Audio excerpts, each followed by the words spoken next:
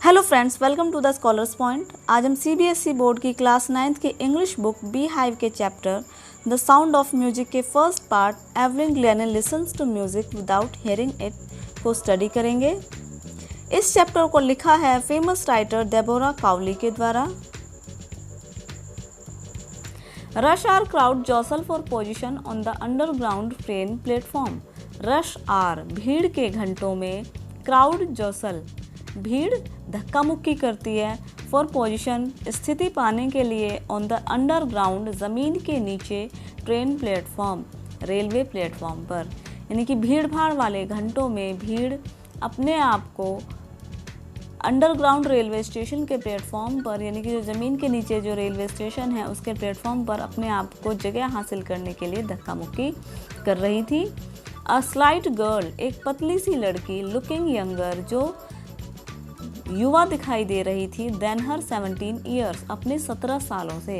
एक पतली सी लड़की जो 17 साल की थी लेकिन वो कमज़ोर थी, इसलिए वो 17 से कम वर्ष की नज़र आ रही थी।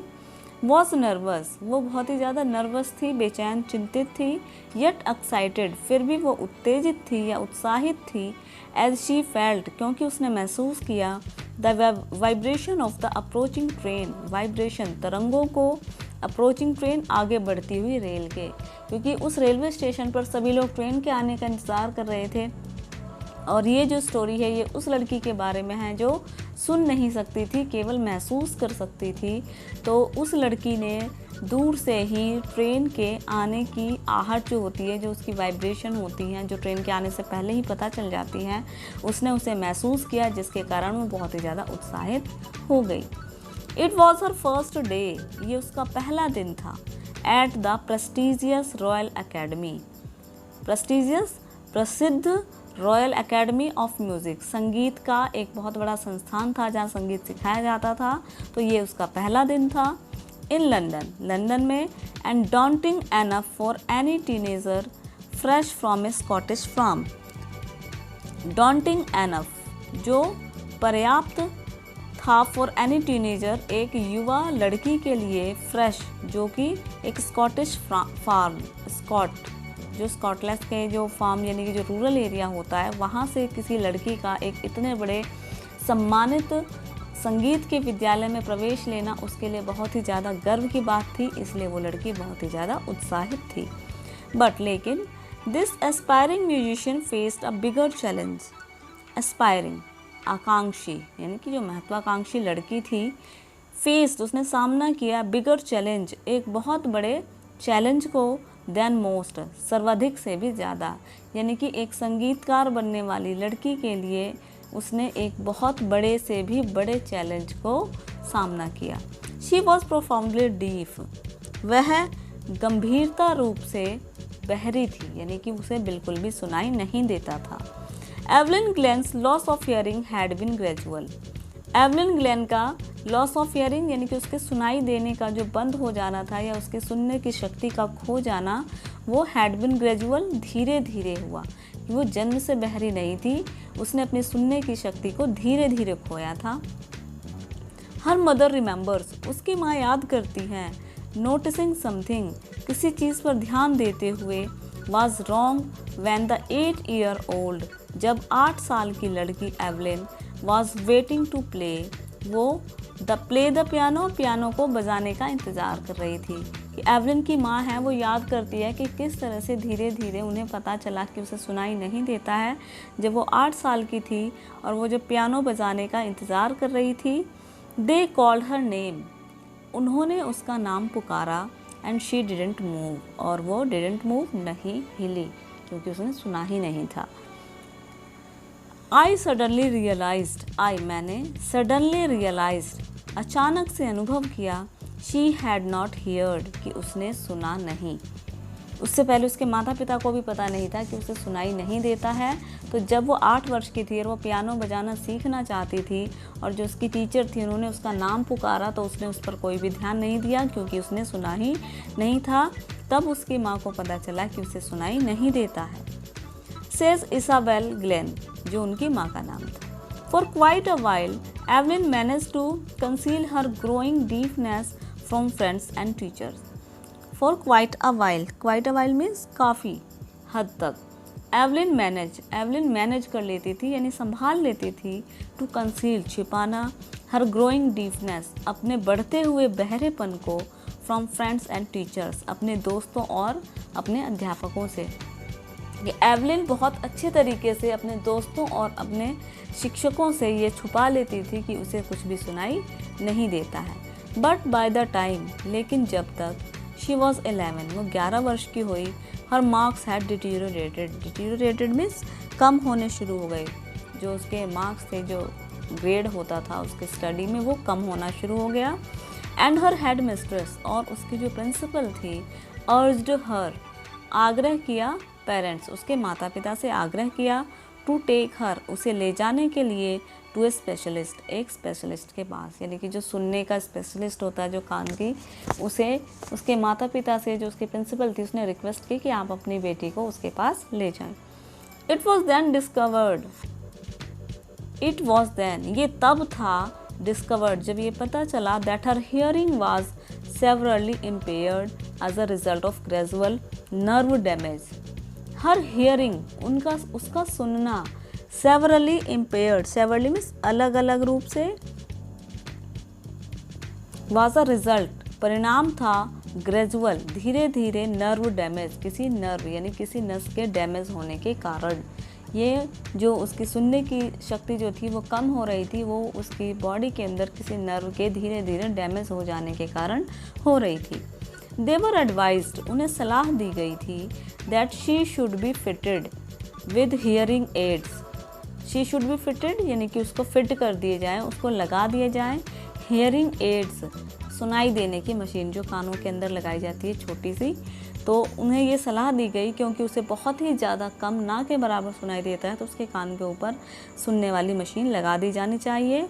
And sent to a school, एक स्कूल में भेज देना चाहिए, फॉर द डीफ बहरे, जो बहरे लोगों के लिए होता है, कि उसे नॉर्मल स्कूल से निकालकर बहरे लोगों के लिए बनाए गए स्पेशल स्कूल में भेज देना चाहिए। Everything suddenly looked back, says Evelyn कहती है, अचानक से हर चीज़ वापस चली गई, यानी कि जो सारी चीज़ें थी वो एकदम से उसे ऐसा लगा कि उसकी लाइफ एकदम से चेंज हो गई है। बट लेकिन Evelyn was not going to give up, give up होता है हार मान लेना। एवलिन हार मानने वाली नहीं थी। शी वॉज डिटरमाइंड, उसने पक्का निश्चय कर लिया था, टू लीड, बिताने का, ए नॉर्मल लाइफ, एक साधारण जीवन, and pursue her interest in music, और जो संगीत में उनका इंटरेस्ट था उसे परस्यू यानी कि आगे बढ़ाना। लेकिन एवलिन ने ये फैसला कर लिया था कि वह हार नहीं मानेगी, और उसने एक सामान्य जीवन बिताने का फैसला किया और अपने संगीत के रुचि को और ज़्यादा आगे ले जाने का सोचा। वन डे, एक दिन, शी नोटिस्ड, उसने नोटिस किया या ध्यान दिया, अ गर्ल, एक लड़की, प्लेइंग ए जाइलोफोन एक तरह का वाद्य यंत्र होता है, एंड डिसाइडेड, और फैसला किया, that she wanted to play it too, she wanted, वो भी चाहती थी, टू प्ले, बजाना, इट, इसको, टू भी, और उसने ये फैसला किया कि वो भी इसे बजाना चाहती है। मोस्ट ऑफ द टीचर्स, अधिकतर अध्यापकों ने, डिस्करेज्ड हर, उसका हौसला गिराया, यानी उसे अपमानित किया, उसे ये कहा कि वो नहीं कर सकती है। बट लेकिन percussionist Ron Forbes spotted her potential, इन्होंने इसके पोटेंशियल यानी कि इसकी सामर्थ्य को समझा। ही बिगेन, उन्होंने शुरू किया, बाय ट्यूनिंग 2 लार्ज ड्रम, 2 बड़े बड़े ड्रम्स को, टू डिफरेंट नोट्स, अलग अलग ताल पर। डोंट लिसन, मत सुनो, थ्रू योर ईयर्स, अपने कानों से। ही वुड से, उन्होंने उससे कहा था कि अपने कानों से मत सुनो। उन्होंने उसको टेस्ट लेने के लिए, उसको ट्रेन करने के लिए एक अलग तरह का तरीका अपनाया। उन्होंने 2 अलग अलग साइज़ के ड्रम जिनकी तान अलग अलग थी, उनको एक साथ कंबाइंड किया और उसको ये सलाह दी कि तुम इसकी आवाज़ को अपने कानों से सुनने की कोशिश मत करो, बल्कि ट्राई टू सेंस, उसको महसूस करो, इन सम अदर वे, किसी दूसरे तरीके से, कि इसको सुनकर नहीं, किसी और तरीके से महसूस करने की कोशिश करो। शेज एवलिन ने कहा, सडनली, अचानक, आई रियलाइज्ड, मैंने महसूस किया, आई कुड फील, मैं महसूस कर सकती थी, द हायर ड्रम, ऊंचे वाले ड्रम को, फ्रॉम द वेस्ट अप, कमर से ऊपर, एंड द लोअर वन, और नीचे वाले ड्रम को, फ्रॉम द वेस्ट डाउन, कमर से नीचे के पार्ट से। यानी वो कहती है जब उसने उन दोनों ड्रम्स की आवाज़ को सुना तो अपनी कमर के ऊंचे वाले पार्ट से वो ऊंचे वाले ड्रम को महसूस कर सकती थी, और अपनी कमर के नीचे वाले पार्ट के जो अंग थे उनसे वो नीचे वाले ड्रम की आवाज़ की वाइब्रेशंस को समझ सकती थी। फोर्ब्स रिपीटेड, फोर्ब्स ने फिर से कहा, the exercise and soon Evelyn discovered that she could sense certain notes in different part of her body. Forbes repeated the exercise, Forbes ने इस अभ्यास को फिर से दोहराया, यानी कि उन्होंने ड्रम, दो जो अलग अलग साइज़ के ड्रम थे उन्हें बजाकर उसको ट्रेन किया, और जल्दी ही एवलिन को डिस्कवर्ड, यानी उसे पता चल गया कि शी कुड सेंस, वो महसूस कर सकती है, सर्टेन नोट्स, कुछ ध्वनियों को, डिफरेंट पार्ट, अलग अलग भाग से, ऑफ हर बॉडी, अपने शरीर के। उसने महसूस किया कि वो अपने शरीर के अलग अलग भाग से अलग अलग तरह की वॉइस को, जो वाइब्रेशंस हैं उन्हें समझ सकती है। I had learned to open my mind and body to sound and vibration. I had learned, मैंने सीख लिया था, to open my mind and body, अपने दिमाग और शरीर को खोलना, टू साउंड एंड वाइब्रेशन, ध्वनि और तरंगों के लिए, कि उसने अपने शरीर और अपने दिमाग को ध्वनि और तरंगों को महसूस करने के लिए खोल लिया था। जब वो अपने शरीर के हर अंग से तरंगों को महसूस कर सकती थी। The rest was share determination and hard work. The rest, बाकी था, शेयर डिटर्मिनेशन, पक्का दृढ़ विश्वास, एंड हार्ड वर्क, और मेरा कठिन परिश्रम, कि अब उसने महसूस करना तो सीख लिया था, अब सिर्फ मेहनत करना ही बाकी था। She never looked back from that point onwards. She never, उसने कभी नहीं, लुक बैक, पीछे देखा, फ्रॉम दैट पॉइंट, उस केंद्र से या उस बिंदु से, ऑनवर्ड्स, आगे, कि उस समय के बाद से उसने फिर कभी पीछे मुड़कर नहीं देखा, यानी उसने आपको संगीत के क्षेत्र में और आगे ट्रेंड करना शुरू कर दिया। She toured the United Kingdom with a youth orchestra. She toured, वह टूर पर गई, यानी कि वह एक यूनाइटेड किंगडम गई एक यूथ और ऑर्केस्ट्रा। ऑर्केस्ट्रा एक समूह होता है जिसमें बहुत सारे म्यूजिशियंस होते हैं जो एक साथ प्ले करते हैं अलग अलग म्यूज़िकल इंस्ट्रूमेंट्स को, और वो उसके साथ कुछ प्रोग्राम पेश करते हैं। तो वह यूनाइटेड किंगडम एक यूथ ऑर्केस्ट्रा के ग्रुप के साथ गई। एंड बाय द टाइम, और तब तक शी वॉज 16, वो 16 साल की थी। शी हैड डिसाइडेड, उसने फैसला किया था, to make music her life, संगीत को ही अपना जीवन बनाने, यानी उसने संगीत को ही अपना जीवन बनाने का फैसला किया। She audition for the royal academy of music, उसने संगीत की रॉयल एकेडमी के लिए ऑडिशन दिया। एंड स्कोर्ड, और अंक प्राप्त किए, one of the highest marks, सर्वाधिक अंकों में से एक, यानी कि उसने रॉयल एकेडमी में जो ऑडिशन दिया था, बहरा होने के बावजूद भी जो हाईएस्ट अंक थे, सर्वश्रेष्ठ अंक जो होते हैं उसमें से एक वो थी।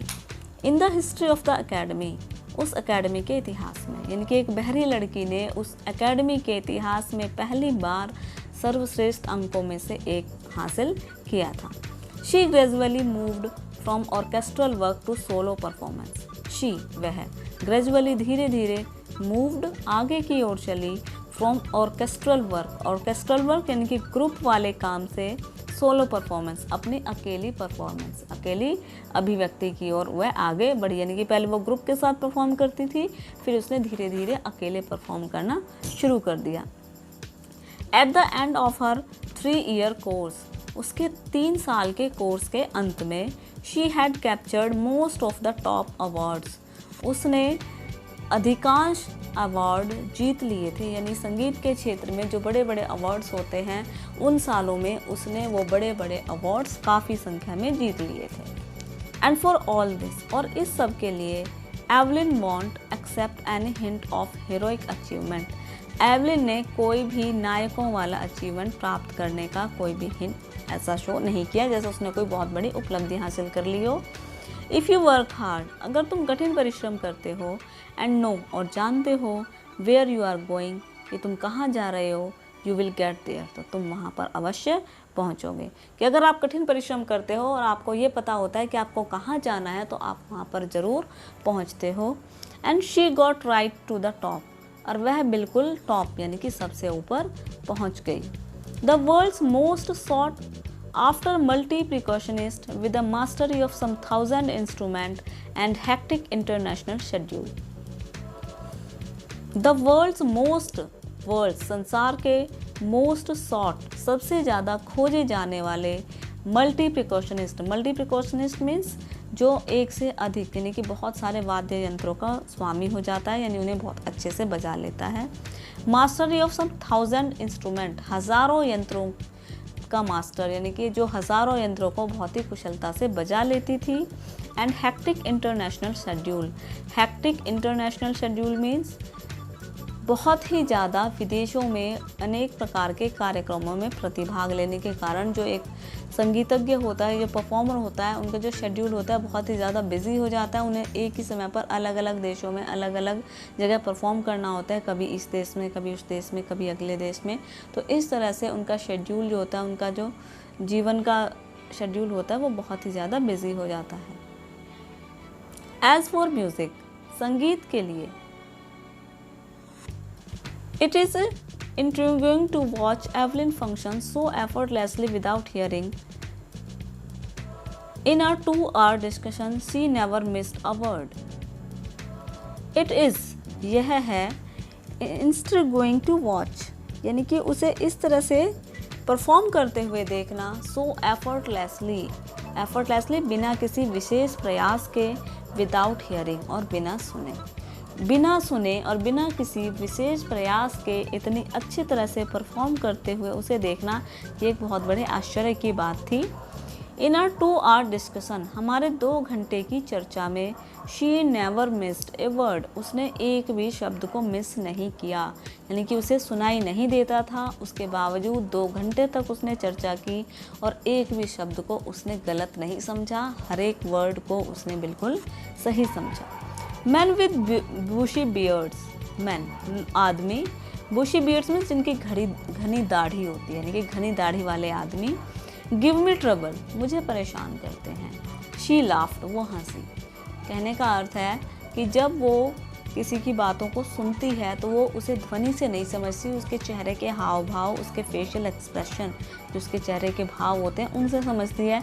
लेकिन जिन लोगों के फेस पर घनी दाढ़ी होती है तो उनका आधा जो चेहरा होता है वो दाढ़ी में छिप जाता है, जिसके कारण उन्हें नहीं समझ पाता कि वो किस तरह से क्या बोलना चाह रहे हैं। तो इसलिए वो कहती हैं कि जो दाढ़ी वाले लोग हैं वो मुझे परेशान करते हैं। It is not just watching, ये केवल देखना नहीं है। द लिप्स, होंठों को। It is the whole face, ये पूरा चेहरा है। स्पेशली द आइज़, मुख्य रूप से आँखें, यानी कि बिना सुने किसी की बात को समझने के लिए उसके चेहरे को बहुत ध्यान से देखना पड़ता है। उसकी आँखों के भाव, उसके चेहरे के भाव, उसके होंठों के भाव, इन सबको मिलाकर ही बिना सुने ही किसी की बातों को समझा जा सकता है। शी स्पीक्स, वो बोलती है। Flawlessly with Scottish lilt, flawlessly बिना किसी गलती के। स्कॉटिश लिल्ट मीन्स उसकी भाषा में स्कॉटिश भाषा का थोड़ा सा टच था और वो बिल्कुल ही बिना गलती किए बोलती थी, यानी बहुत अच्छी तरह से स्कॉटिश भाषा में बोलती। माई स्पीच इज़ क्लियर, मेरी स्पीच यानी कि मेरा बोलने का जो तरीका है वो बिल्कुल साफ़ है। बिकॉज क्योंकि आई कुड हीयर, मैं सुन सकती थी। टिल आई वॉज 11, जब मैं 11 साल की थी। लेकिन जब बच्चा बोलना सीखता है, जब वो मुश्किल से 3, 4, 5, 6 साल का होता है, जब तक वो मोस्टली वर्ड सीख जाता है, तो जब उसका बहरा होना शुरू हुआ तब वो 11 साल की थी, यानी तब तक उसे मोस्टली वर्ड्स जो बोले जाते हैं वो उन्हें सीख चुकी थी, इसलिए वो बहुत अच्छे से बोल सकती थी। शी सेज, वो कहती है। But that doesn't explain how she manage to learn French and master basic Japanese. But लेकिन दैट डजंट एक्सप्लेन, इससे इस बात की व्याख्या नहीं होती कि हाउ शी मैनेज्ड, उसने किस तरह से मैनेज किया टू लर्न, सीखना, French and master basic Japanese, French भाषा को और जापानी भाषा को उसने इतनी अच्छी तरह से कैसे सीखा। क्योंकि उसने अपने जन्म से तो एक ही भाषा सीखी थी, लेकिन अब उसे 3 भाषाएं आती थी, तो बाकी की 2 भाषाओं को उसने कैसे सीखा, इसको हम इस तरह से एक्सप्लेन नहीं कर सकते कि 11 वर्ष की आयु तक वो सुन सकती थी। एज फॉर म्यूज़िक, संगीत के लिए शी एक्सप्लेन्स, वो व्याख्या करती है या समझाती है, it pores in through every part of my body. It pores, ये बरसता है, थ्रू, होकर, एवरी पार्ट, हर भाग में, ऑफ माई बॉडी, मेरे शरीर के। कि वह कहती है कि संगीत मेरे शरीर के हर भाग में होकर बहता है। इट टिंगल्स, यह गुदगुदी करता है, इन द स्किन, मेरी त्वचा में, माई चीक बोन्स, मेरे गाल की हड्डियों में, and even in my hair, और यहाँ तक कि मेरे बालों में। यानी कि जब वो संगीत को सुनती है तो उसकी जो वाइब्रेशंस होती हैं वो उसके शरीर के हर पार्ट को प्रभावित करती हैं।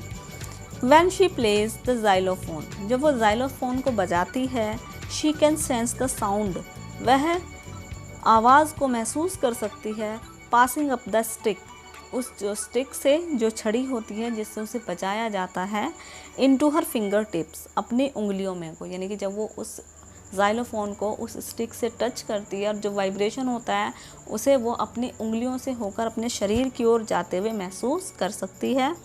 Bye leaning against a drum, drum की ओर झुक कर, लीनिंग, झुकते हुए, शी कैन फील, वो महसूस कर सकती है, the resonance flowing into her body, उनके शरीर में होकर जो उस ड्रम की आवाज़ का जो वाइब्रेशन होता है, जो उसकी गूंज होती है, वो उसे झुक कर महसूस कर सकती है। ऑन अ वुडन प्लेटफॉर्म, एक लकड़ी के प्लेटफॉर्म पर, शी रिमूव्स हर शूज़, वो अपने जूते उतार देती है, सो दैट, जिससे, द वाइब्रेशन पास थ्रू, जिससे कि जो तरंगे हैं वो गुजर सकें, हर बेयर फीट, उसके नंगे पैरों से होकर, एंड अप हर लेग्स, ऊपर की ओर पैरों में। यानी कि जब वो लकड़ी के प्लेटफॉर्म पर खड़ी होकर बजाती है तो वो अपने जूते उतार देती है ताकि जो वाइब्रेशन है वो लकड़ी के प्लेटफॉर्म से होते हुए उसके पैर के तलवों से स्पर्श करके उसके पैरों में ऊपर की ओर जाए और जिससे वो उस तरंग को महसूस कर सके। नॉट सरप्राइजिंगली, आश्चर्य की बात नहीं है, एवलिन डिलाइट्स हर ऑडियंस, एवलिन अपने श्रोताओं को आनंद प्रदान करती है। इन 1991 में she was presented with the Royal Philharmonic Society's prestigious soloist of the year award. She was presented, उन्हें दिया गया Royal Philharmonic Society prestigious soloist of the year award. ये वहाँ का एक बहुत बड़ा अवार्ड था जो एक अकेले व्यक्ति को उसकी अच्छी परफॉर्मेंस के लिए दिया जाता है। सेज मास्टर प्रिकॉशनिस्ट जेम्स ब्लेड्स, ऐसा जेम्स ब्लेड्स कहते हैं, गॉड में हैव टेकन हर हियरिंग, भगवान उसकी सुनने की शक्ति को ले सकते हैं, बट लेकिन ही हैज़ गिवन, उन्होंने दिया है, हर बैक, उसको वापस, समथिंग एक्स्ट्रा ऑर्डिनरी, कुछ एक्स्ट्रा ऑर्डिनरी, अद्भुत, कि भगवान उसकी सुनने की शक्ति को ले सकते हैं लेकिन उसके बदले में भगवान ने उसे अद्भुत गुण या योग्यता दी है। वाट वी हियर, वाट, जो हम सुनते हैं, शी फील्स, वो महसूस करती है। कि आम आदमी जो चीज़ कानों से सुनते हैं वो उसे बिना कानों के सुने हुए भी महसूस कर लेती है।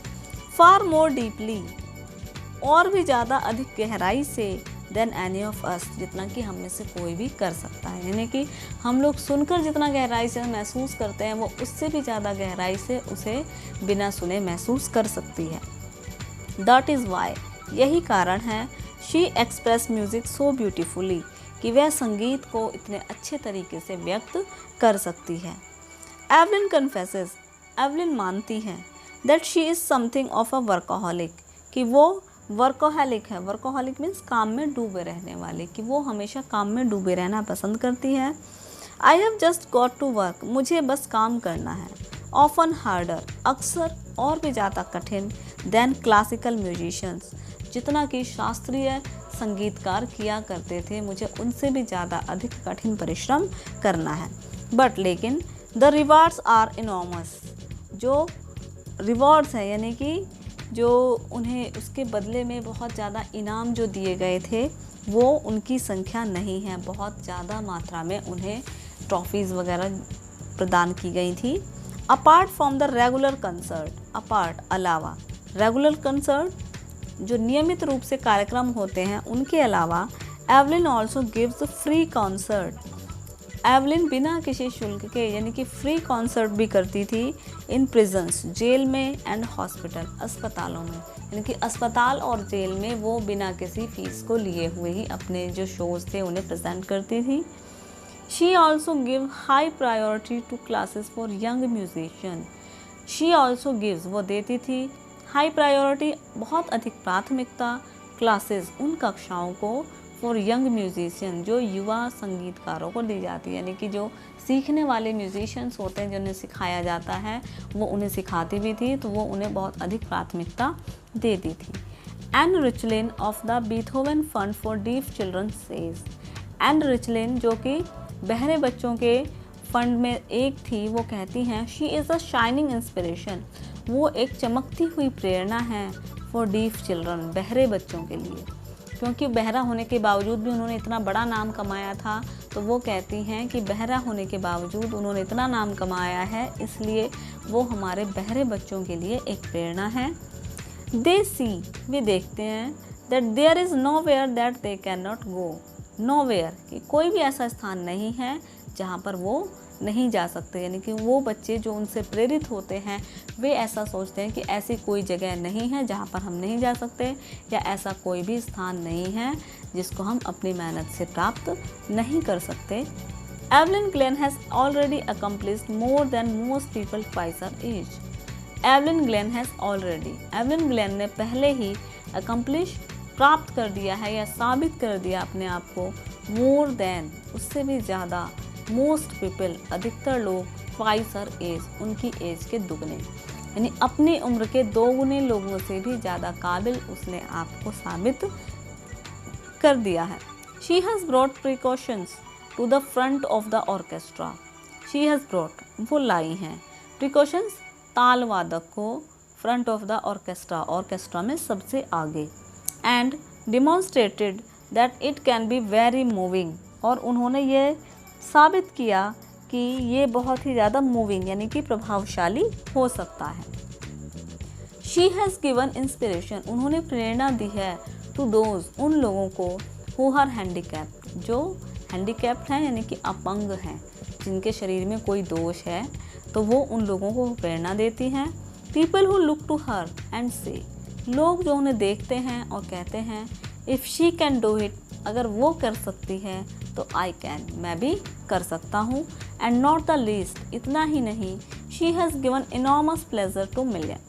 शी हैज़ गिवन, उन्होंने दिया है, इनॉर्मस प्लेजर, असंख्य आनंद, ऑफ मिलियंस, यानी कि लाखों लोगों को उन्होंने बहुत अधिक आनंद प्रदान किया, यानी अपने संगीत के माध्यम से उन्होंने लोगों का मनोरंजन किया है और लोगों को बहुत ही ज़्यादा प्रेरित किया है। तो फ्रेंड्स, इस तरह से हमने जाना कि अगर हमारे अंदर कोई कमी है तो भगवान हमें उसके बदले में कोई ना कोई गुण विशेष रूप से अधिक देता है। बस हमें अपनी कमियों को और अपने गुणों को पहचानने की देर होती है। इंसान अपनी मेहनत से किसी भी ऊंचाई को हासिल कर सकता है और अपनी प्रत्येक कमी को अपनी सबसे बड़ी खूबी में परिवर्तित कर सकता है। ये स्टोरी हमें यही शिक्षा देती है कि अपनी कमज़ोरी को कमज़ोरी ना मानते हुए उसे हमें अपनी ताकत बनाने का प्रयास करना चाहिए, और नामुमकिन कुछ भी नहीं है। अगर हम ठान लें तो हम कोई भी ऐसी चीज़ नहीं है जिसे हम पॉसिबल नहीं कर सकते। आई होप स्टूडेंट्स आपको ये स्टोरी समझ आई होगी। अगर आपको ये वीडियो पसंद आती है तो इस वीडियो को लाइक करें और अपने फ्रेंड्स के साथ शेयर करें, और मेरे इस चैनल को सब्सक्राइब करना ना भूलें और बेल आइकन को प्रेस करें, जिससे आपको मेरी आने वाली वीडियोज़ की नोटिफिकेशन टाइम पर मिल सके। Thanks for watching.